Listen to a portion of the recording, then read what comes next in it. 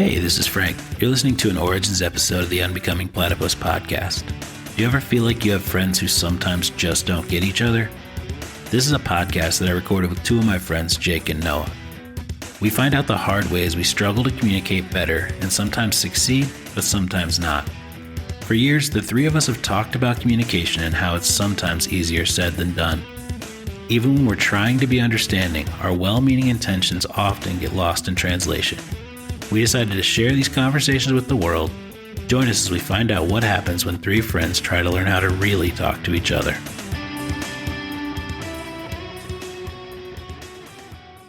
So we've actually already discovered the meaning of life. I don't know if you guys recall, but in a previous episode of the Unbecoming Platypus, we independently discovered our own meanings for life. Yeah, that's right. Noah's was unwrapping. Are you saying we've had this conversation before? No. Yeah, mine was something like being. Yeah, mine was something like being in the game. That's right. I like that. Is this that worksheet we did? Yes. Yeah. We used a Jung word association test to discover the meaning of life. Yeah, we applied it to the problem of what is the meaning of life. Yeah. How has that changed your life? I don't know. It's still on my counter at home. So I have a paper on my counter. Yeah. All right. I didn't keep it or anything personally. Yeah. I think I should hang it on my fridge. Yeah, you should. I do think of it from time to time, and I think honestly, it was a really cool moment of getting to know you guys better, because it was very much like this. I say these words, but actually like uncovering what's also in the subconscious sort of said, oh, we're kind of all saying exactly the same thing. It makes sense why the words come out on the surface, but the stuff underneath was revealing similar qualities. Yeah. So we think those were our meanings of life? I don't think we have to think that. What do you think? I don't remember enough about it, but I didn't remember it as the meaning of life. The problem that we were trying to solve is Oh, okay. What is the meaning of life? Wow. And then we started with 16 words, and then we grouped them down. I remember the exercise. I just don't remember it as the meaning of life. But If you could do a new meaning of life now with no reference to that one, What's the what would meaning you of say life? it is today? I don't know if I know the meaning of life. Oh, I do. I do It's too. unwrapping. Yeah, I think unveiling. This is different. It is. I mean, unwrapping is definitely a gift, no doubt, right? But unveiling, Unwrapping seems like there's a wrapper. Unveiling, there's just a veil. Mm-hmm. yeah, the wrapper was absolutely intentionally put there. Maybe the veil just fell on top. Yeah. Jake is he's way more into creationism than I am. It's true. Yeah. God as a present wrapper. Is that how you think? It is now. Why? God just put this whole thing into a wrapper. He just got his big old desk. He's just wrapping it up. He uses double-sided tape, too, on the underside of the wrapping paper to really, you don't even know where the seam is. Wow. Yeah, it makes the mystery a little bit more interesting. Well, I have never seen a present from God. What? I'm Look around, man. I have never seen a double-sided under-wrapped taped gift. No, you just didn't know that it was under-wrapped taped gift. That could be. But now, your eyes are going to change. Oh, you know what? Necco wafers, I never understood how those were held How together. do they do that? That They might have been a studied- gift from God. They studied nature, just like Leonardo da Vinci, whenever he created the first flying machine after studying birds. Do you remember Necco wafers? I do. They come in a wax thing. There's no reason for it to be securely around them, but it is. I do recall Necco wafers. I believe the last time I saw one or tasted one was 1994. Yeah, same. But that's the only one I could come up with.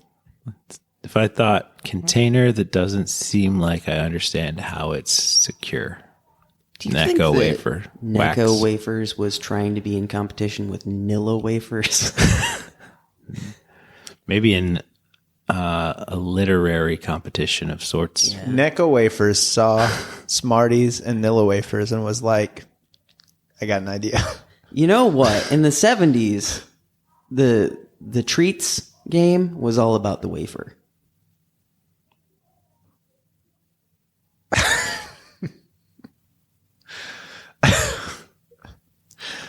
Silence is the right response. It is. So God as a rapper. Rapper. Yeah. Present rapper. Sorry. In any case, Past rapper too. I was thinking a little bit about like the meaning of life, like this conversation that we were planning to have, and I think that all of these things, like there's some bullet points that we're looking at here. One of them is the meaning of personal values. Another is the importance of personal values, finding purpose in different life stages, and stories of finding purpose. And for me, when I think about these things, there seems to be this sort of bidirectional relationship between meaning and identity. The meaning that I ascribe to the world around me sort of tells me my relative position and role in that environment. And at the same time, my role and how I perceive myself relates to and modifies the way I perceive my environment. And I think that we have a lot of different roles. So, for instance, the individual, I could see myself as just a person in this great big wide cosmos. I can see myself in the role of my family. I'm a father. I can see myself in the role of the workplace or society. And when I see myself in these different places, I assume different identities and I become this sort of different player in different games. So I don't know, that's sort of the framework that I start with when I start thinking about meaning, because nothing has meaning alone, but it's always like in this context. Yeah. Yeah. I was reading almost those exact words about organizational design yesterday. Okay. What'd you find out? The idea that, there's lots of thoughts. The idea that we all have different roles. So even in an organization, you can have, and most do have, different roles, and these are separate from the person. And then when you break it all the way down to purpose, there's a purpose of a role. Mm-hmm. An individual has their own purpose. An organization has a purpose. And these things, like an individual's purpose and an organization's purpose, are separate generally. I mean, sure, you could work for an organization that you feel has the same purpose as you, I guess. Sure, you're like but they're aligned different in mission or something. And generally, it's not good to project your purpose onto an organization. The same way that you wouldn't project your purpose onto Thatcher in a parent-child relationship, because you realize that he's got to have his own purpose and he's not going to fulfill whatever you think your purpose is, right? And it's the same in an organization. But a role's purpose is smaller than the organization's purpose, but it works towards the completion of the organization's purpose. Anyway, all of these things are the same on a human level. Yeah. And so what I think my point here is that our purpose, each person's purpose, is different from one another. It is individual. It is our own. And so you have to figure it out for yourself. Yeah, I mean, Which is interesting, like bringing it all the way back to how we started, which is what's the meaning of life. Mm-hmm. That's an interesting sort of thing to think about, because maybe the meaning of life is independent. I mean, is individual, I'm sorry, not independent. Yeah. It's different for everybody. I agree. And I guess just to rewind for a second, the topic is finding meaning and purpose, which I think implies this lack of that in some situations. And if there is a meaning of life, I think that might be what it is. Sure. Like that journey toward finding or creating some sort of peace with the role that you're playing in the world. But I'm curious. I mean, I feel a lot of purpose in my life at this point, but I think there has been a larger portion of my life where I was trying to figure that out. Do you feel a purpose, or do you feel multiple purposes? Yeah, that's an interesting question. I think that sort of where I started out was saying that purpose is premised upon sort of the role that you're playing, right? So I think I have many purposes in the various spheres that I exist in. You know, the purpose of the father for me is very much a helping another individual to express their desires and aspirations, and finding a way to help them find that voice while also teaching and guiding. You know, that's one purpose, and it's not necessarily the same one that I have in my workplace by any means. If I tried to assume that role in my workplace, it wouldn't go well. So I do feel a series of purposes in the different spheres, while at the same time, there does seem to be some sort of overarching narrative of like the purpose for existing in the world, or sort of a cohesive narrative around that. Do you have that experience of either now feeling a purposelessness, or in the past that you didn't feel like you had a purpose and you were driving toward one? Having a purpose is not something I've ever identified heavily with. Okay. Which has been a struggle for me. Mm-hmm. It's something that I'm actively exploring, and for many reasons, because I think I'd be more fulfilled or happier or have something to shoot for, quote unquote, or even from the standpoint of people, you know, research shows that people who do things for a higher cause are less prone to anxiety or depression or these things. Mm-hmm. I don't think that means I don't have a purpose. I just don't think that I have a sort of salient example or a salient sort of structure for that. Mm-hmm. I think for me, purpose, it feels like synonymous with usefulness or resource or something. Mm-hmm. And most of the ideas about it are negative for me. Mm-hmm. Not negative in like efficiency, that having a purpose or believing you have a purpose will get you to do things aligned with the purpose that you believe you are here for. So I suppose having one is good for that reason. But I don't think it's the same as meaning at all, which I think of as a very individual process.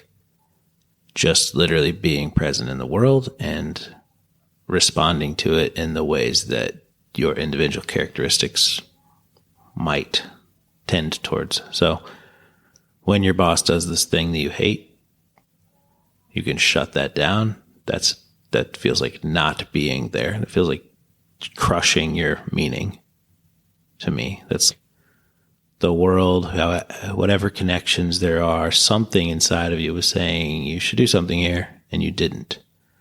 And the world's worse for this. And if I were to say there's a meaning to the world, it's to sort of follow those intuitions. That's what it feels like to me. And putting a structured purpose above my life, like a banner that I'm here for, like the mission statement, it just seems prone to shutting down what you're really for, which is to connect a bunch of ideas that don't get summarized well into a mission statement. I don't know. That's my 2 cents on this topic. That's really interesting. I mean, what I hear in what you're saying there is this idea that the mission statement would be a box in a way. Yeah. That almost keeps you from, like, if meaning is a definition, if a meaning is this thing just happened and I'm going to describe what it means, all of a sudden, if there's a overarching mission statement in that, the meaning or the definition itself has changed and morphed to sort of align with this lens. Yeah, exactly. This isn't close enough, but I think we can make it make sense. So it doesn't make sense. I know that, but it does for me. So I'm going to try. This is my life. So yesterday I tweeted something about dishonesty because I just don't think it's ever useful. And someone responded with, there are lies that are harmless and even helpful. Like if your girlfriend says, were you looking at that girl? What do you say? The bad answer is no. And the good answer is what girl? And I mean, I fully disagree. Like on every level, it's just a better discourse for the relationship. It's better in the long run to say, I was looking at that girl and here's why. That's going to lead you to a more fulfilling life. Maybe it has short-term discomfort. This definition around the relationship that I don't want to have a conflict in it feels like purpose on the relationship that might prevent you from having an authentic exchange. And it feels like the same thing in life. If you put this purpose over it, then all of your exchanges inside of life are based around this idea that's just there for no, like, it may not be your purpose. Yeah. It's just what you keep repeating. So you keep doing things like it. That's a really interesting thing because it brings me back to this idea for me, which is that there's this constant balance between accepting reality on its own terms, accepting everything that's happening right now and being at peace with it, while also striving to make it better. Like, these almost feel contradictory and they're difficult. What you're saying, and the way that I perceive it and interpret it, is if I have this purpose that I'm driving toward, it's going to make being at peace and accepting reality on its own terms really difficult because it doesn't align with this very rigid definition or purpose. This is how I'm interpreting it. Whereas at the same time, like, why do people have a purpose? Why does an organization have a mission statement? It's because this does focus our efforts on the horizon and drive us somewhere different than we are now. I think that's the utility of some sort of purpose. Yeah. I do think there's value in them for efficiency. I mean, I have goals, but I wouldn't ascribe them to purpose. Like, I don't find that to be useful. Like, my purpose is solving complex technical problems. If I have a brain injury, my purpose is destroyed. Why would this be worth it? Like, brain injuries are in the possibilities. It wouldn't be worth it. I wouldn't want it. Why would you want to put yourself in that box?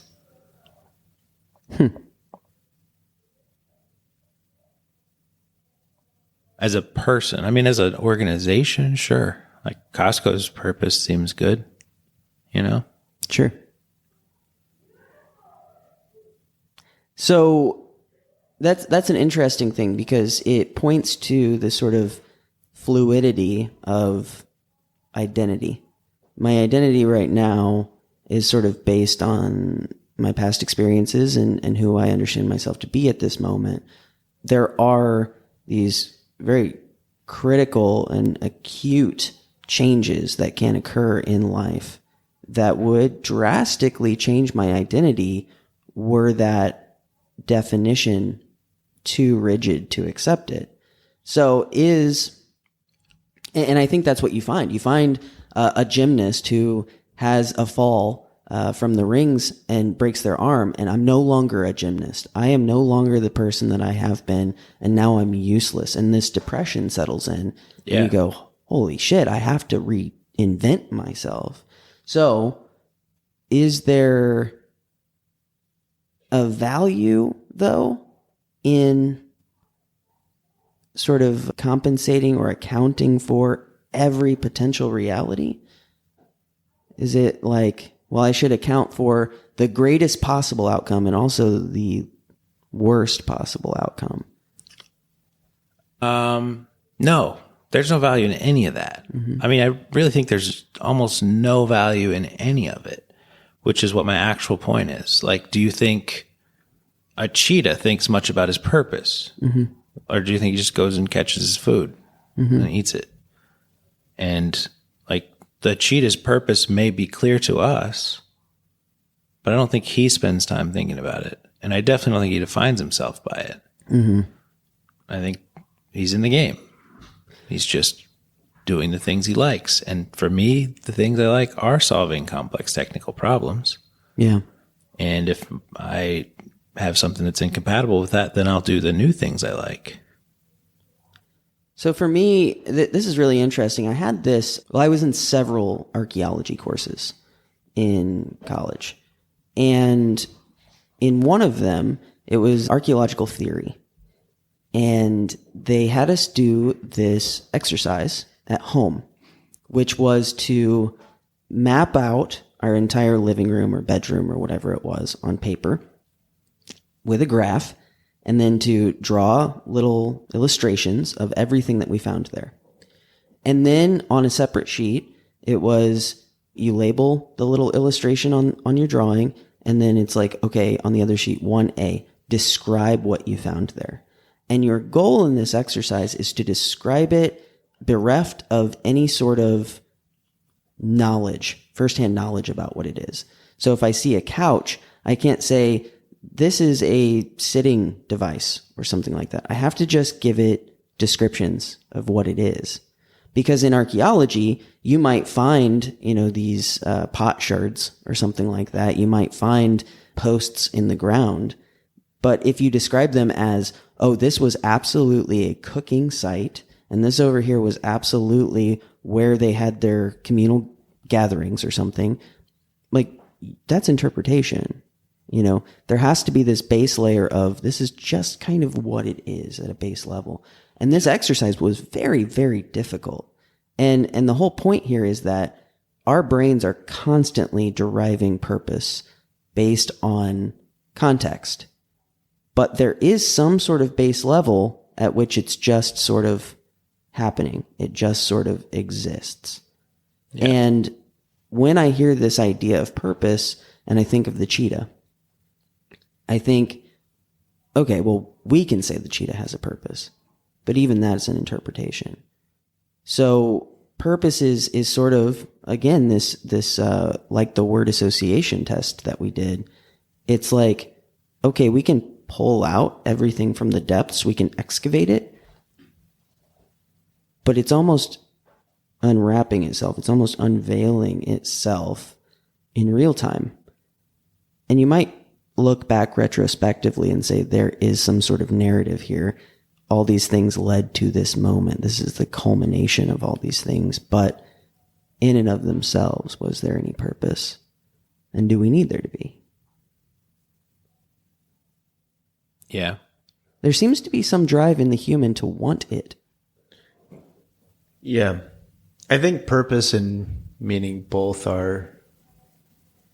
they're difficult to talk about because I think they can change for the same reasons that you're mentioning with the archaeology example. It's that there usually is, like if something, especially something that we create, I mean, there's obviously an initial purpose for something, but what that turns into over the course of time can be completely different.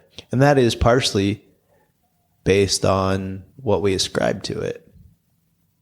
So I don't know. I just think the conversation's difficult because I think there can be multiple purposes. I think there can be pivots in purpose. I think there can be multiple meanings. And again, I think it's super individual. Yeah. Yeah, I mean, I have tons of bad association with purpose as an idea, and it goes like way back. I mean, I remember people who like are finishing high school and they're like, what's God's purpose for my life? Do you think I should go to Olivet or Greenville College or the Peace Corps? What do you want to do? God doesn't care what you do out of those choices, for sure. I mean, for sure. If he did. But the people who were asking that question were definitely into God. Yeah, I know. Because you said Greenville, Olivet, the Peace Corps. So I know. It's on purpose. I totally see what you're saying here, and it does make me think of mythology. I won't go into great depth here, but I'll create a very high level distinction. When you're born into a culture, you're given certain stories. You're given these stories about the world around you and where you fit into it. In some cultures, especially Eastern cultures, it's a very sort of communal identity. You exist as a cog in this machine. We're all working together to build society or just to exist, whatever. In Western society, we've really focused on the individual and creating individual egos and identities. When you're given this story, you have this opportunity. It's referred to as the right-hand path. Most people do this. They say, the story I was given is the one that I believe. I see myself as my role in this story, and I will fulfill it. And I think there is purpose there that you can find, and you can feel fulfilled by that if you fully believe that story. And nothing bad happens that makes it impossible. Well, that's the other piece. Yeah. So then there's a fracture point. And often this fracture point happens when maybe the story doesn't align with reality, right? That's the real baseline way of saying it. And this could mean anything. It could be that my story told me that God created the earth 6,000 years ago in 7 days. And I go, yeah, but science is kind of telling us that that's not true. And so I have this sort of friction point, right? It's this moment where I have to question the story. And if I do, I begin to step down what is referred to as the left-hand path. This is the one that's more dangerous, and it doesn't have an authority. I think that's the difference between the right-hand path and the left-hand path. The right-hand path says, for lack of better terms, something like, God ordained this, God set in motion the role and the purpose for my life, and I have to find that role and that purpose. And it doesn't have to be God, right? It does not. Okay. No, it's some sort of authority, whether it's the president. The president said, I need to be a good patriot. I think my mom and my dad are probably more likely than the president. But yes. Sure. It could be any authority. Depends on whatever that identity is. Which sphere are we talking in? Then the left-hand path says, wait a second. I don't know if I can trust what I've been given. I am my own authority. I have to decide if this is right or wrong. And I think in our societies here, we're dealing with a lot of that because it's really hard to hold on to these stories that are passed down to us, whether it's you got to be a good patriot of the best country or you have to be, a good Christian or whatever it is. It's hard to hold on to those. So we do find ourselves sort of listless and becoming our own authorities. And that's a very difficult place to be in because it's all relative. It's like, well, I have to determine my own purpose. I have to determine my own meaning, my own value system. Mm-hmm. And I think when I think of finding purpose and meaning, this is the sort of conflict that I find in myself and the sorts of conversations I've had with others as well. It's like we're a generation without elders. If I was born in this tribal society, the elders would tell me this is the right thing or that's the right thing. Here, I have to figure it out for myself. That's the struggle. Yeah. You want to talk about belief bundles? Sure. That's what I hear. Yeah, I mean, I do not think the elders are hard to get a hold of. I do think they're maybe not the people who birthed us. Correct. But there definitely are people all over the world that have a clearer view of reality than us. Yes, I can agree to that. Clearer view of reality. Yeah. They know more. They've spent more time here. They've seen more things. They understand it better than us. Their reality. I just think every reality's different. So that statement is tough to swallow. I have a really hard time not breaking this down to really complex concepts. It's very difficult. I mean, there are also people who are older who have totally incompatible ideas with you. That's what I think you're saying, right? Just because someone's been here a lot longer. That's not even what I'm saying. I'm saying that something that you've said, I think, in different words, which is that everybody has their own you've said before, like, I think that if I lived the same exact life as this person, and I had the same circumstances, I'd be the same. I'd make the same decisions. I'd be the same person. Yeah. Everyone's reality is their own. And so this idea that there are people with a clearer view of reality is faulty. I don't think it's faulty. I think they're compatible ideas. So if you grow up in some tribe without electricity and you want to become a YouTube star, you should talk to Mr. Beast. You don't have any foundational reality that are the same, but there is a person with irrefutable evidence that they know how to grow on YouTube. And you should get in contact with them because they do have a clearer view of that reality than you. I can see it in that term. I see what you're saying. I don't see that as reality. I agree. I see That's that my as issue. Yeah. I think we're having a different conversation. Why is it not reality? Reality is, I think, more all-encompassing. You're talking about a very specific, like an industry-specific or experience-specific sort of deal here, which I agree with what you're saying, for sure. Yeah. Mr. Beast is going to have the best YouTube advice. Sure. I don't disagree. But to say that there are lots of people out there that have a clearer view of reality, I just don't agree. I think we all have our own reality, and I think that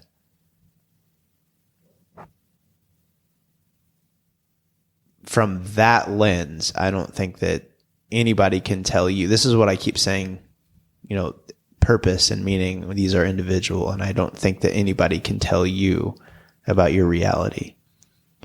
So I would distinguish these, and there's no actual words to describe this. The best that we can do is we can say up, down, in, out.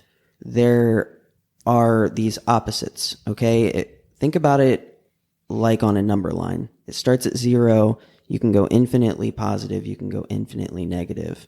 I think that in some ways, my brain, at least, and I think what Noah's saying here, when we think of reality, we almost think of those negative numbers.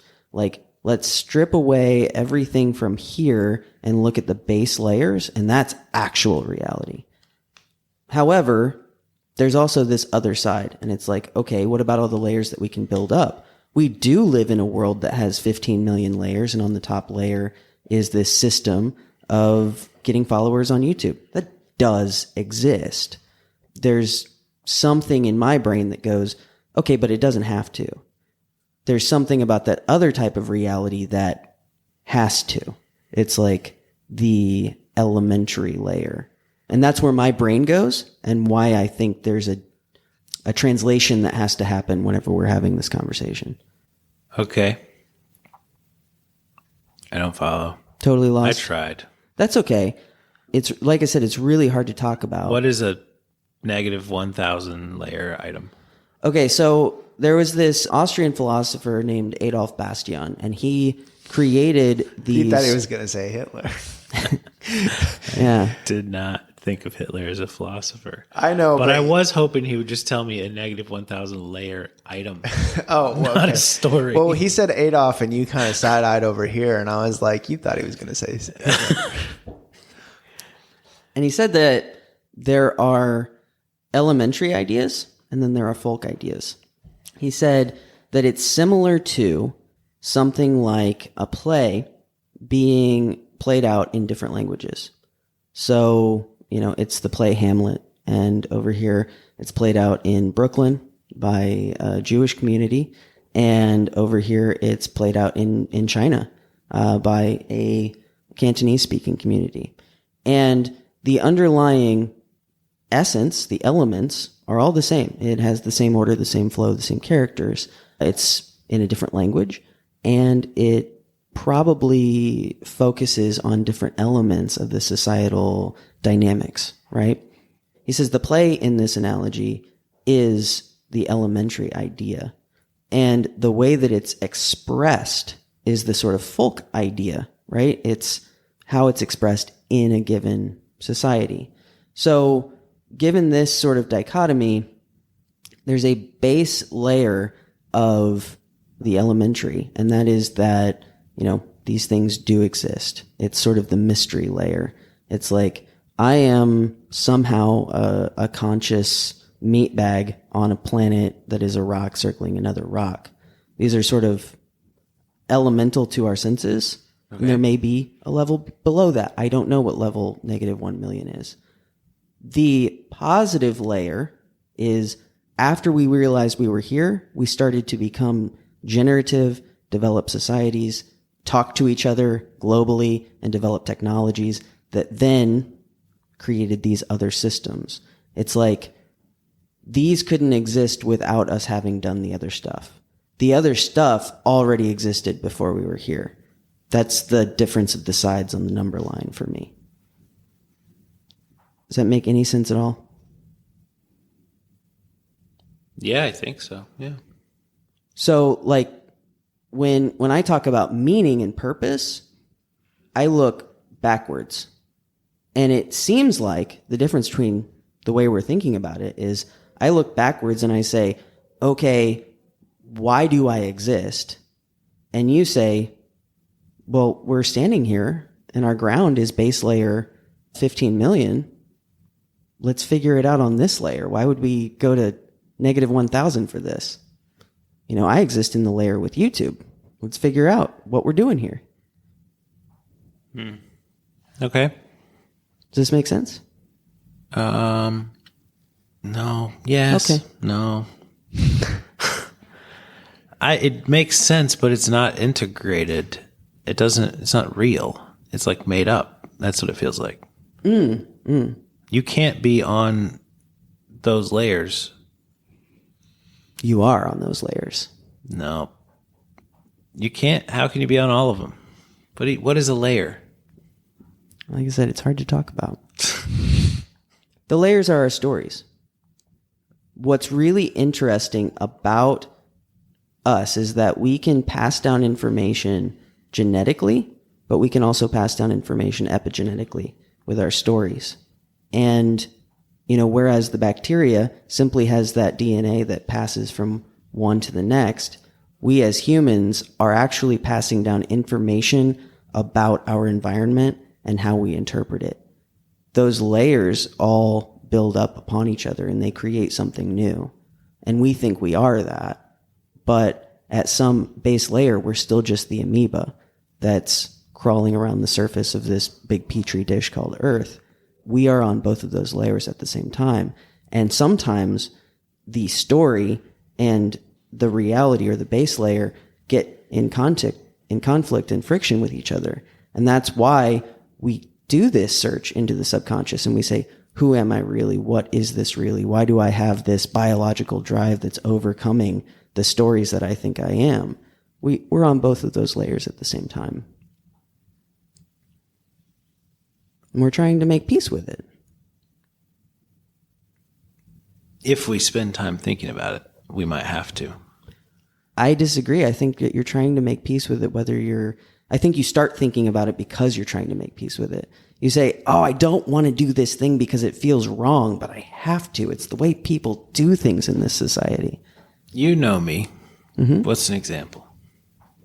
Where's one of these super low levels and super high level that are in conflict? I mean, I think your understanding of dietetics and what you need to be eating, as opposed to some sort of draw to the less ideal foods that you might go to whenever you're triggered. Like there's this biological thing that's happening, and it seems to stand in conflict with what you understand and want to do. I see. I don't actually, yeah. I see what you're saying. I don't think the two are in conflict, but there is a conflict. I don't think it has anything to do with nutrition. That's just the drug I chose. Yeah. That's the one I thought was most okay back absolutely. when I was choosing drugs. It could be heroin. It could be sex. It could be anything. My point is there's a biological impetus, and there's a person I think I am and all the history and information I've absorbed. And these things are existing at the same time on different levels. And sometimes brain Frank is going this direction and biology Frank is going this direction. And we go, wait a second, something's wrong here. Yeah, but brain Frank is the reason biology Frank is going the wrong direction. That it's not biology Frank that did anything wrong. Well, wrong is not a great word to begin with. Sure. They're going in different directions. Yeah, but I don't think there's a conflict between the two. The conflict is all created on the top layer. Yes. Do you with think certain so? ingredients from the bottom layer. Yeah. This is the whole idea of I'm a Paleolithic individual living in a Neolithic society. You're doing that psychologically too. All your stories are Neolithic ideas about what I should be, about who I am, about living in this technological society. Who you are at a biological level, and again, this is only an analogy because you're also psychologically somewhere else, but you are these two things, and you're living on two different levels. Yeah, I just mean that I don't think there is an actual human drive to eat processed, refined food. I would probably need more definition around that. I don't think that's a real drive. I think that is a way to get a close approximation to a real drive. And once you run that trick, you do it for a long time. And a lot of people do it. But it's not the drive. The drive is for comfort or connection or love. It's yes, and what level good. does that drive exist on? That's the low negative ones. So you're saying that they exist, that you exist on both levels at the same time. Yeah, but all the problem is that level. Why would you even need to look at it? It's not where the problem is. You have to understand how that level works and the rules of that level in order to find peace on the level in which you exist. So, if I'm looking at meaning, purpose, all this stuff, and I have acknowledged that there are multiple levels to this, I can say, okay, strip away all the stories. Who am I at base? Why? What's some story that I can find peace in about why I exist? And then you look at the level where all the stories are and you say, okay, how do I morph and change this story to align with what my base level really needs? And this is emotions. This is biological need for comfort. This is all of those base level things. Those things are real.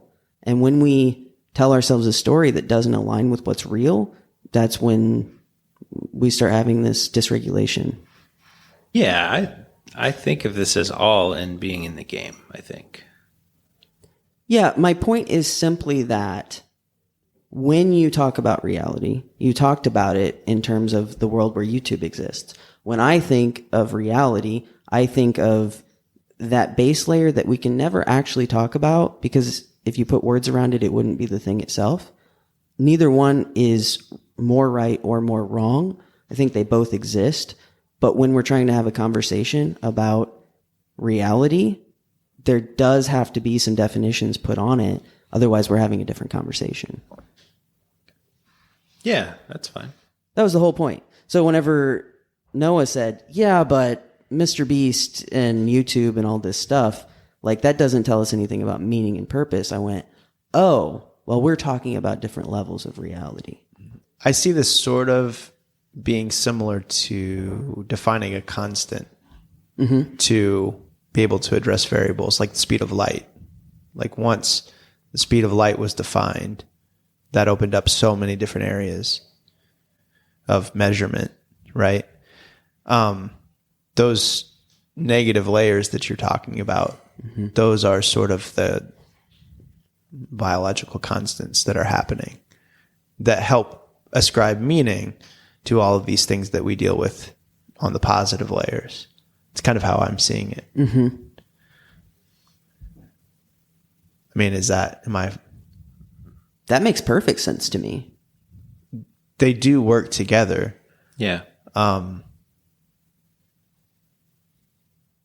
It's the way that Jake is thinking about it and speaking about it is a little bit more abstract than that, but I hear what he's saying. This is interesting too. This is, I was listening to a conversation recently, regarding like economists. Economists have always done something similar where they go, okay, this is what a rational actor would do. Like they're looking at rationality. And this kind of ties back to what I was saying earlier too about, we all have different realities. There's a group of people now that are trying to do something similar to the constant and going, look, economics has always tried to say this is rational, and so therefore this is what a rational person would do. And instead of putting the onus on people to be rational, they're now starting to go, okay, everyone has a different reality and every decision they're making is a rational decision. And the framework of economics should fit around that in the same way that the speed of light defines everything else. The constant is that people make rational decisions based on their reality. That's interesting. Yeah, and that feels to me identical to purpose. Like, why would you define it if it's not true? Speed of light, that's true. That makes sense. That's measurable. People acting rationally is total chaos land. Right. But that's the sort of definitional change that we're trying to understand, which is what seems irrational is based on a definition that we gave it. Yeah.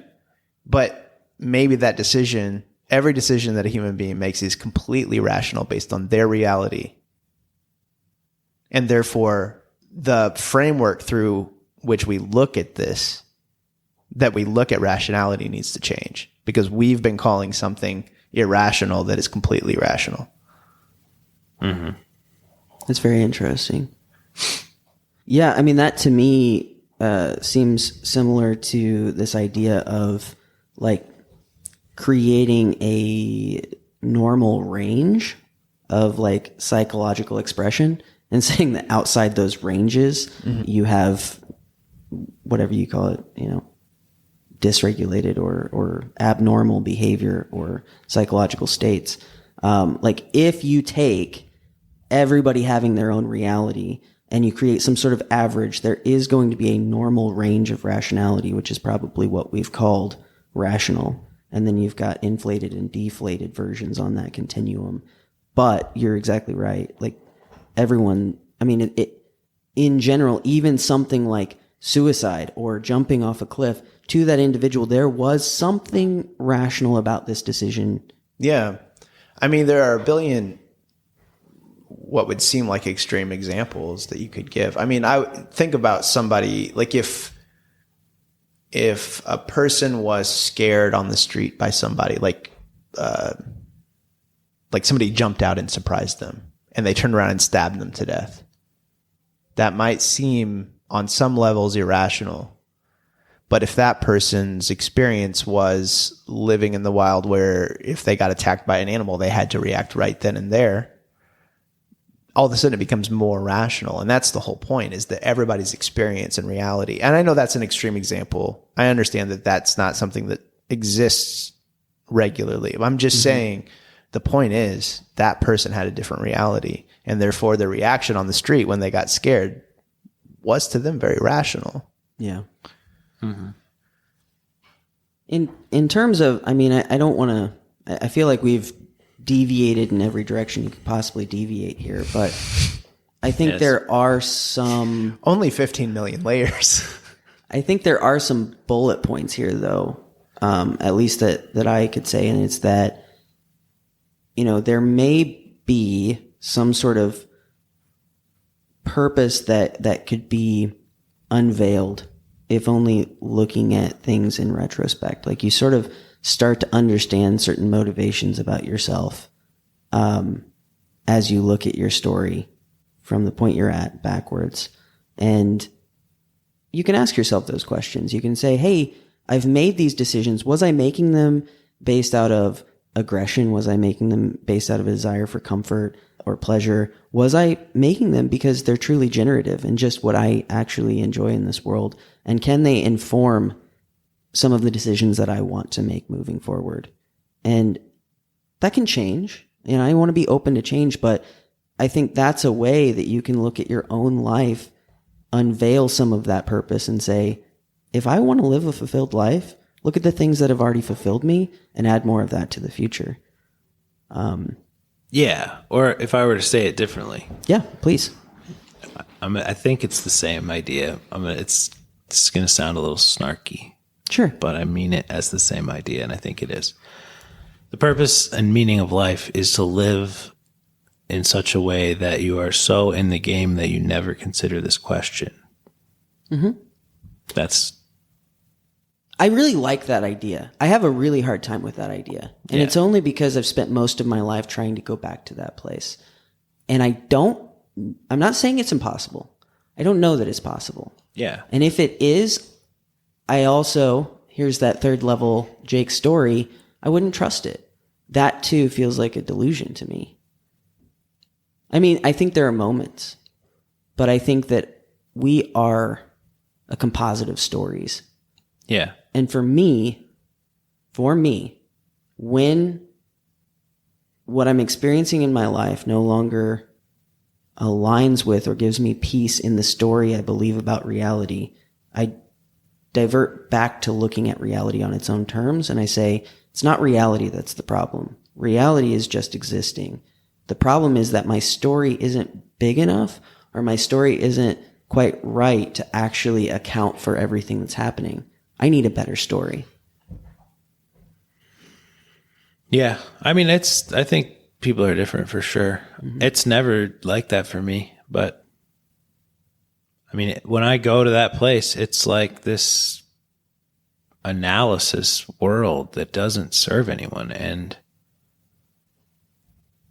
there are trillions of problems and people who need us. And so I wouldn't want to spend my time in analysis central for something that is very likely to change anyways. But I don't have the good, bad layer that you do. And so that's easy for me to do it that way. And you don't have analysis paralysis when you get into this metaverse in the same way that I do. So it's probably better for you to just go there. However, it is always my perspective based on the experiences that I've had. It can't help but be that. It's coming out of me. And the coolest part about human beings is that we can't help but talk about our experience. And when we do, we're unveiling a little bit more about that base layer, about what it is to be human. And listening to other people talk is sort of this way of developing a composite of the cosmos. This is what's happening in everybody right now. And it's not that he's right and he's wrong. It's that something about this reality allows both of them to be true. Yeah. Yeah. I mean, I see value in going back to the stories. Certainly, if they're traumatizing, like you should spend time in this metaverse, mythological, all these base layers and understand what's happening. I even see value in planning. Like, this is what I want to do next based on everything I know about myself. This is what's next. It's just falls apart for me when you call it a purpose because there's too much chaos. You're just going to get hurt. Like, why would you call it a purpose? Yeah. I do have a thought about that. Yeah. And here's the assumption that's underlying the thought. I believe there's a story, whether you know what it is or not. There's a story that you're telling yourself, whether or not you've turned up the volume and listened to it. This is the assumption. If there is a story, then you might as well be aware of what it is. And you might as well determine what you want it to be. Because if the story in your mind keeps telling you that you're failing, or if the story in your mind keeps telling you that you're succeeding, but the world around you is telling you, hey man, you're kind of a narcissist prick. Like these are two sort of extreme versions of that, but like there is some sort of story that's guiding your behavior that's telling you that what you're doing is rational. And I think it's valuable to know what it is. Even if it's not right. Like even if it's quote unquote not true and it's going to change and all this stuff. Yeah, I agree. Definitely on that count, like something that was ascribed, that is worth viewing. I just don't know. It's the forward looking. Because of these events, this is my purpose now in the world, and I'm going to try to fulfill it, is just ends in pain. Like, there's too many chances of pain. This is why I think I always come back to, and why when we did the exercise mini podcasts ago now, that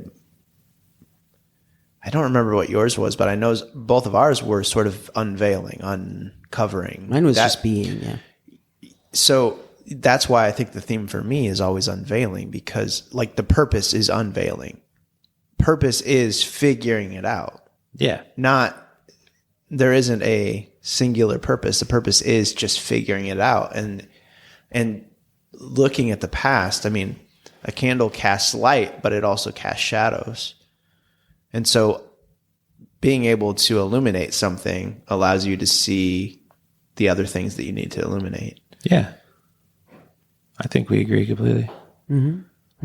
That's what I mean, there's tons of value in it looking backwards, but living, I think, should be in a way that you don't spend a lot of time asking what your purpose is. Just doing it, just finding out what it is, just being in the game, responding to what's happening. I think that's really good. I always have struggles though.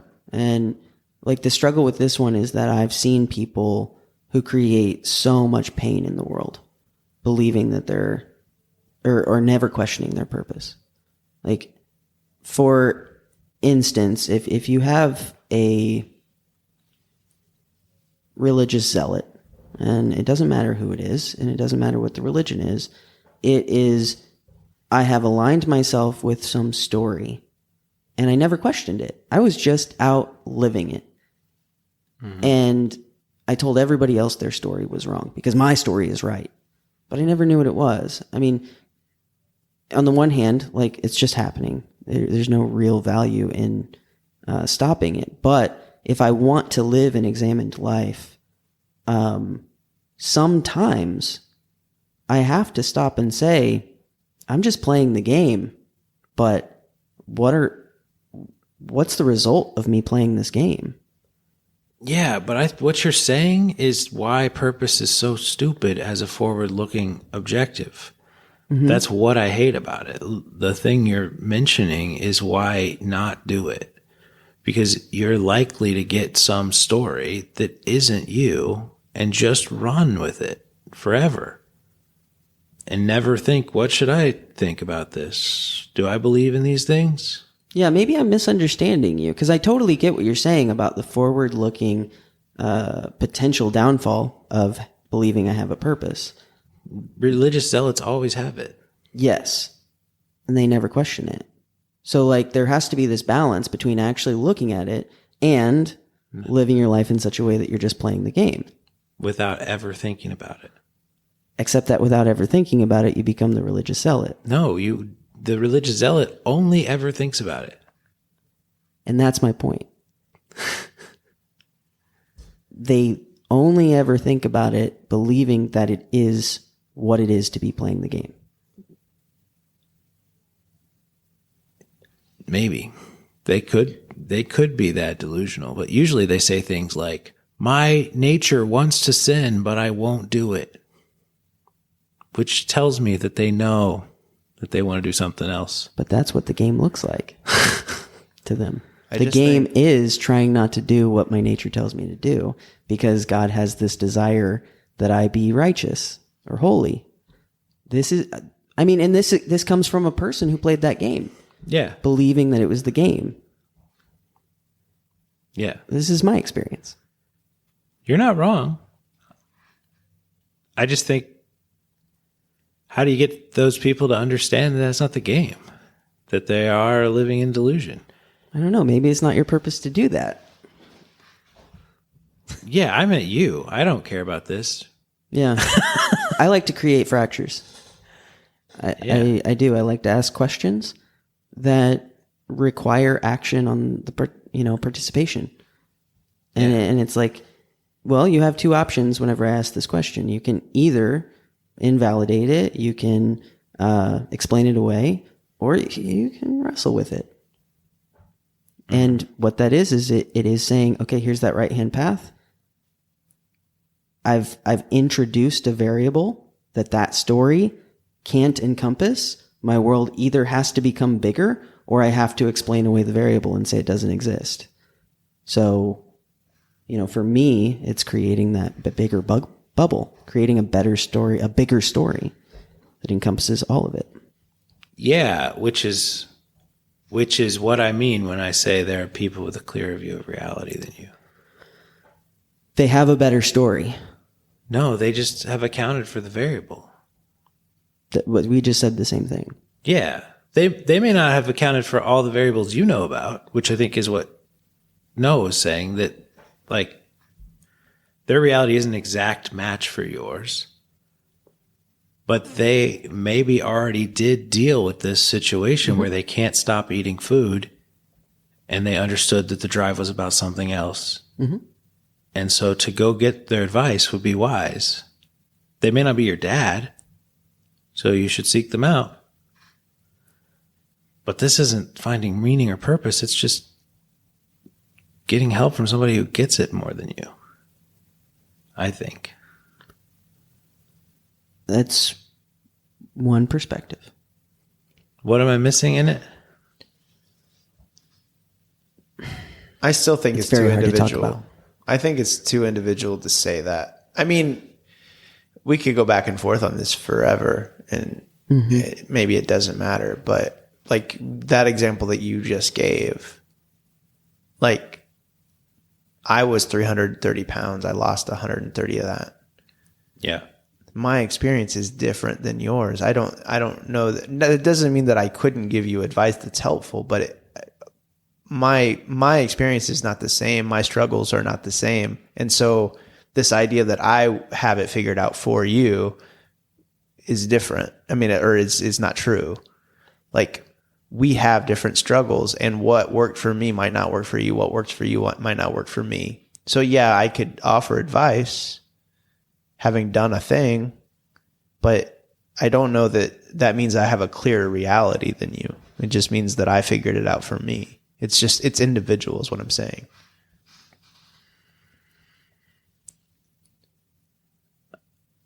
I listened to two experts argue about calories this week in a Twitter space. And they have completely different perspectives on it. Mm-hmm. Sort of like what you're saying right now. Yeah. Both of them, in complete opposition to each other, have a clearer view of reality about weight loss than someone who's obese. Just because their ideas may not even apply, Well, that's still, they do know more. Yeah, maybe.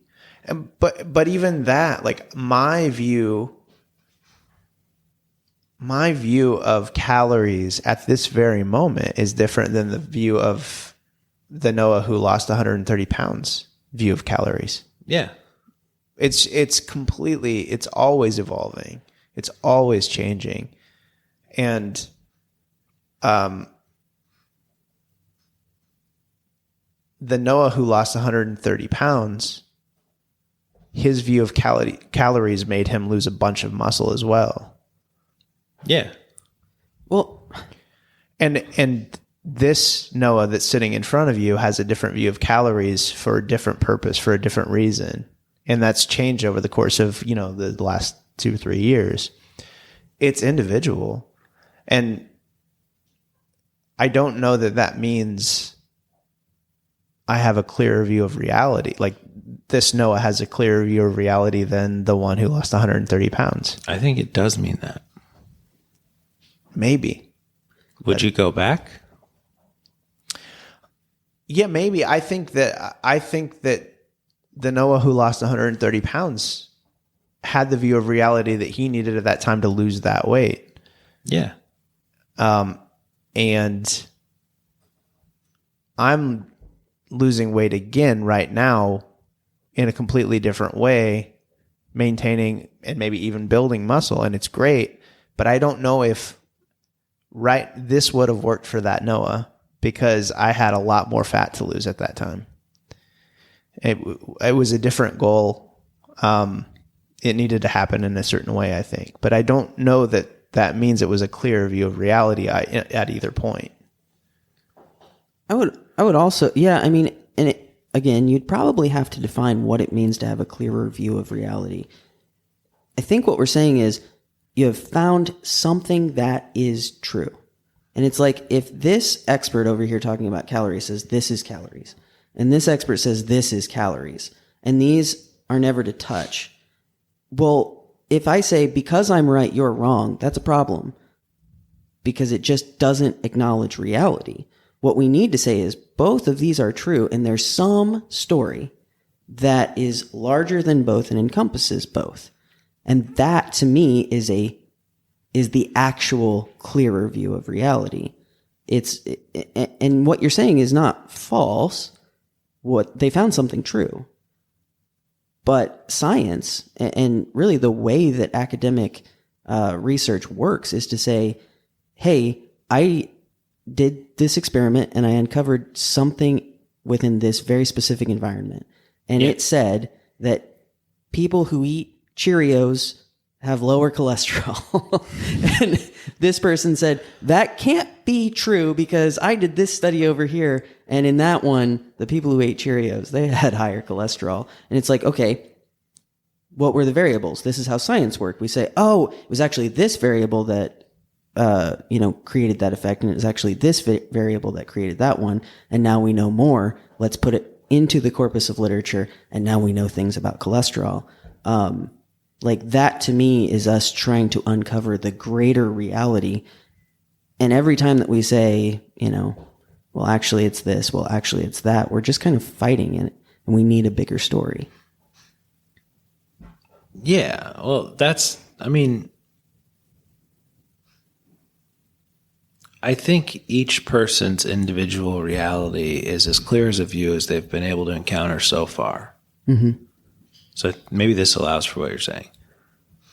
Of course, everyone's reality is different because they only have the experiences they have leading up to it. But when you talk to Tro and he says calories are not a clinically useful tool in obese people, this is a clearer view of reality than the alternative. But when you talk to a bodybuilder and they say calories are it and it's all that matters, this is also a clearer view of reality. They are incongruent. They don't work together except if you understand the intricacies, which are For an obese person, they can't stop eating after one cinnamon roll. They eat the whole pack. Mm-hmm. And to say, hey, the way you're going to be able to stop eating cinnamon rolls after one is if you break them into 280 units per cinnamon roll. So when you eat one, count 280. And when you eat two, count another 280. That will not work for sure. That is a clear view of reality as a clinically useful tool. Because they couldn't count one. They can't stop. But it's also true that calories count. They do matter. But if you can't count them, it's not useful. It does not help with the reality the person is experiencing. I just have a hard time with the part of clearer. In linguistics, that is legitimately called a comparative. It takes this and it puts it out in opposition to this. And I just don't see them as in opposition. Both of them create a clearer view of reality than we had before, but one is not clearer than the other one. The clearest view that we have available to us is the one that says that person has proven this to be true in this environment, and that person has proven this to be true in that environment. So what theory allows us to account for both? Yeah, that's the theory that you should, like, if you want to reverse obesity, or if you want to improve muscle mass, or if you want to do anything, you need to develop the ability to follow through on your intentions. Mm-hmm. Yeah, but now we're talking about a different problem. I think that's where I'm getting hung up, is that I understand your example between the bodybuilder and Tro even, but I just think they're talking about different problems that have the same variables, but they're different problems. Yeah, they are definitely talking about different problems. So when you boil it down to a clearer view of reality, it just doesn't work for me.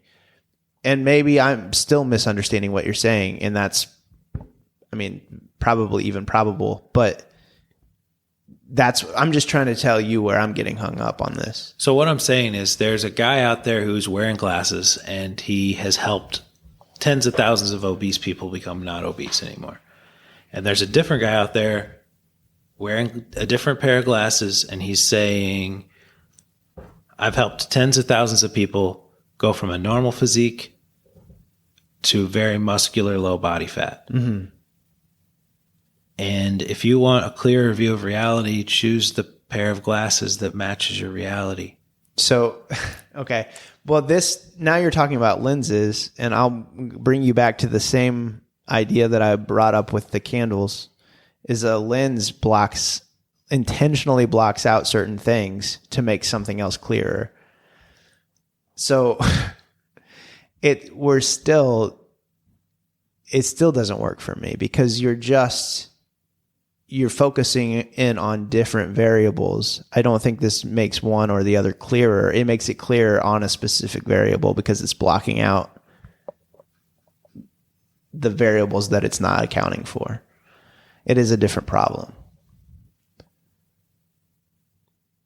Yeah, I mean, I think that is, again, for me, to go back to this idea that, okay, well, there is this theoretical base layer of what exists, and then there's all these other layers that you put on top of it. And to me, it's, what Noah's saying is just like, okay, well, the obese person is on this layer with these stories, and the bodybuilder's on this layer with these stories. And to me, the clearest view of reality says, well, there's layers, and this person's on that one, and this person's on that one, and this is reality. It's the series of stories. But again, we have to understand what the underlying story for us is in order to attack it the way that we want to, and derive any sort of meaning, purpose, or direction out of life.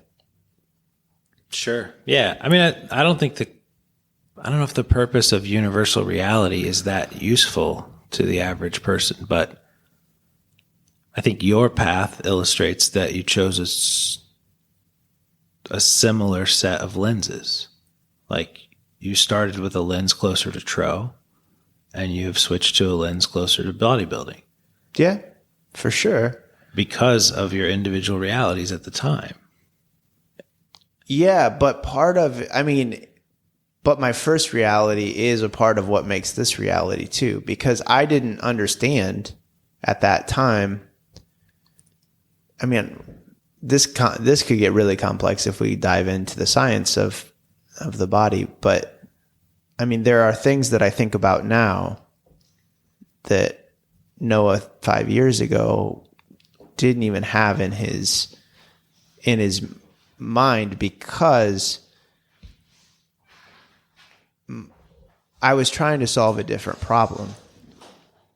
Yeah. Which is, at that time, I wanted to be lighter. I wanted to be smaller. So I wanted to lose weight and I wanted to lose fat. These are different things, but similar.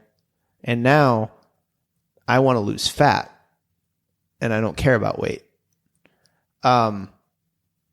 If I lose fat, you typically will lose weight, but I'm not worried about my weight at all. Yeah.